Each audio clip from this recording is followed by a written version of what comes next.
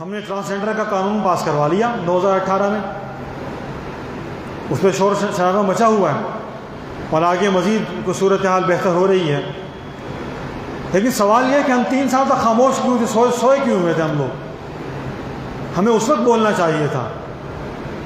یہ ویسا ہی معاملہ ہوا جس طرح سے آج سے کچھ برس پہلے ارکان پارلیمنٹ اور ارکان سینٹ کے حلف نامے میں عقیدہ ختم نبوت کا حلف نامہ ختم کیا جا رہا تھا، اور وہاں پر بیٹھے ہمارے ممبران نے، معزز ممبران جتنے بھی تھے، ان سب نے اس کو پاس کر کے مہرہ لگا کے آگے بھیج دی، تو بعد میں پتہ چلا کہ ہمارے ہاتھوں کیا کروا دیا، پھر چیخو پکار کی، پھر شور مچا، پھر واپس آیا بل، وہی کام یہاں ہوا ہمارے ساتھ۔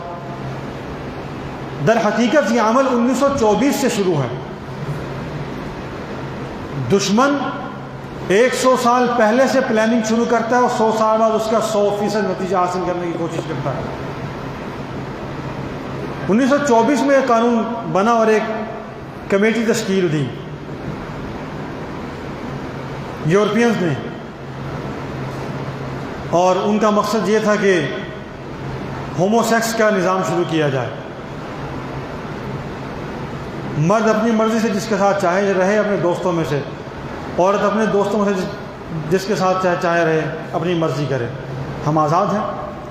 آج بھی فرانس کے اندر وہ لوگ کہتے ہیں کہ ہم جس فطری لباس میں پیدا ہوئے تھے تب کون سا لباس ہمارے اوپر تھا جو آج ہم لباس پہنے۔ ان کے ہاں باقاعدہ 1 یا 2 دن ایسے ہیں سال کے اندر کہ جن میں وہ بالکل فطری لباس میں آ کے مرد و عورت سڑکوں پر چوراہوں میں آتے ہیں، باغوں میں گھومتے پھرتے ہیں، اور وہ اس کو آزادی اظہار کا نام لیتے ہیں۔ ہمیں اس طرف لے جایا جا رہا، عورت کی آزادی کو آڑ بنایا گیا، ان کی بات نہیں بنی۔ اب انہوں نے خواجہ سراؤں کے حقوق کا نام لینا شروع کر دیا کہ ان کے حقوق کے لیے ہم لڑ رہے ہیں، آپ سے ہم ان کے لیے جد و جہد کر رہے ہیں۔ اللہ سبحانہ و تعالیٰ کا دین ہمیں کہیں میں بھی بے سہارا نہیں رکھتا۔ حضور علیہ السلام کے زمانے میں خواجہ سراؤں کے لیے احکامات متعین تھے، گھروں میں آنا جانا ان کا موجود تھا۔